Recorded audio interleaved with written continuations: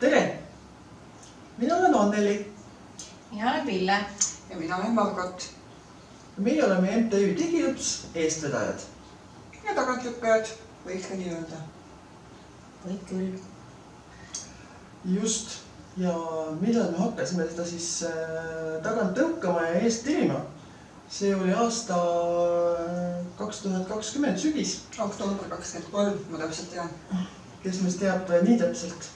Kui toimusid Tartumaa esimesed loometalgud, kuhu me mitte päris oma ideega, aga me läksime ühe idee juurde mõtteid arendama ja sellest sündiski tegelikult Digiõpsi idee. Juba loometalgutel ka žürii tundis, et me oleme õige asja välja mõelnud. Võitsime Tartumaa loometalgud ära. Peale seda esitasime oma idee Ajujahile. Saime seal ka ju 100 parima idee hulka. Aga me ei olnud küpsed, eks ju, Ajujahil edasi minema. Aga see ei takistanud meil toimetamast oma keskis ikkagi ju. Ja me tegelikult leidsime uusi võimalusi, kuidas oma ideed edasi arendada. Sattusime Kodanikuühiskonna Sihtkapitali Nula inkubaatorisse, kus oli meil tõesti võimalus erinevate koolitajatega oma ideed tuunida, nii-öelda sihti seada, ise juurde õppida. Ja mis on tulemus?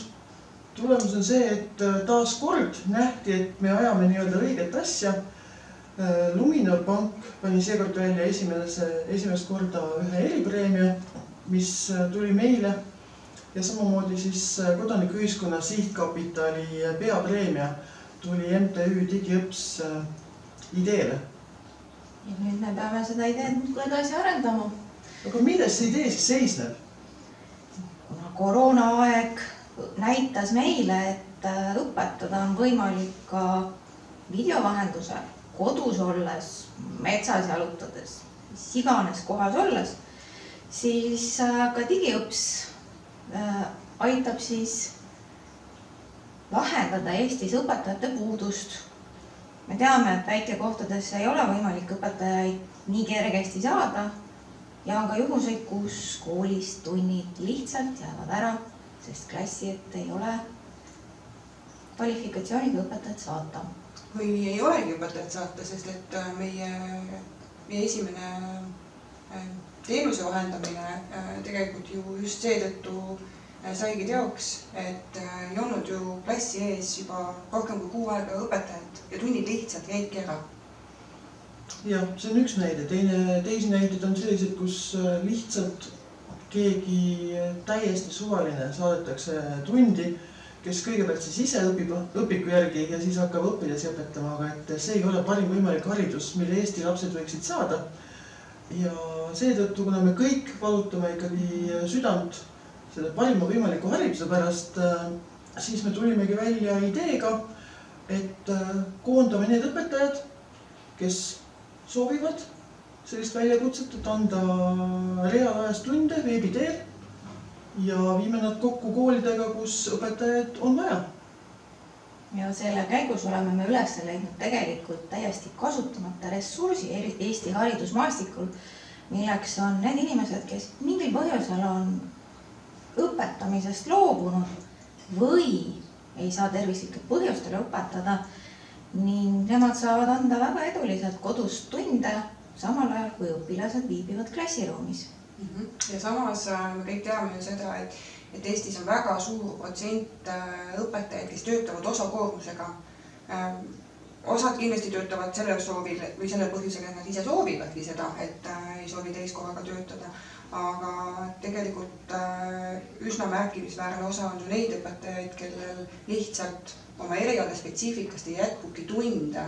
Selles koolis, kus nad koha peal on ja ei ole mõistlik sõita 100 kilomeetrite kaugusele, et saada siis natuke suuremat koormust. Sest et aeg ja raha, kõik see ressurss ju lõpuks sa teedki valiku, et kas ma kulutan oma aja, oma sõidukulud, eks ju, oma raha selles mõttes, et liikuda mitme kooli vahel ja see lõpuks sööb su palga või sa leiad mingisuguse muu väljundi oma oma elus, teed midagi muud.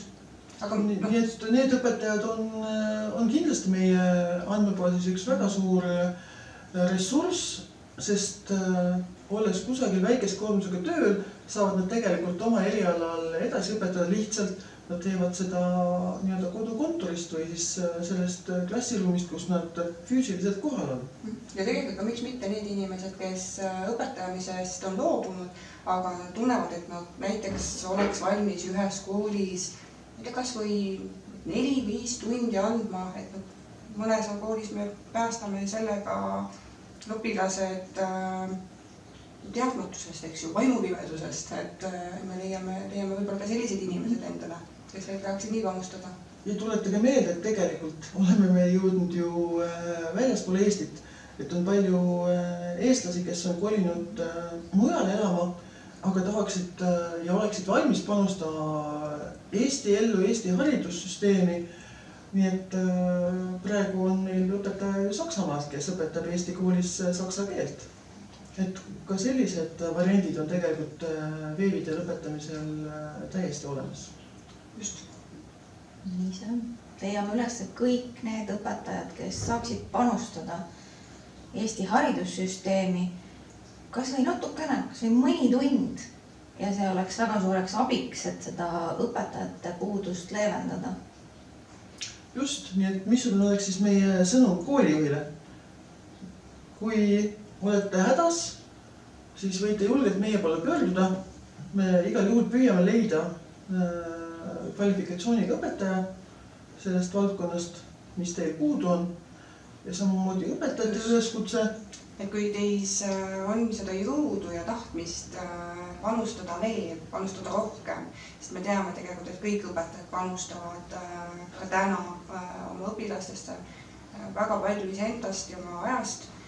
Aga ehk need inimesed, kes täna tunnevad, et tahaks tagasi tulla või tahaks rohkem teha, et nemad jõuaksid meieni, et võtke meiega julgest ühendust ja me püüame siis teid aidata ja õigemi aidata siis kogu Eesti riiki mõnes mõttes, et iga laps saaks parima võimaliku hariduse oma kodu lähedalt. Meie kohta saab täpsemat infot Facebookist, Instagramist ja meil on olemas ka oma kodulehekülg digiops.ee. Nii et aidakem Eesti haridus paremale jäljele.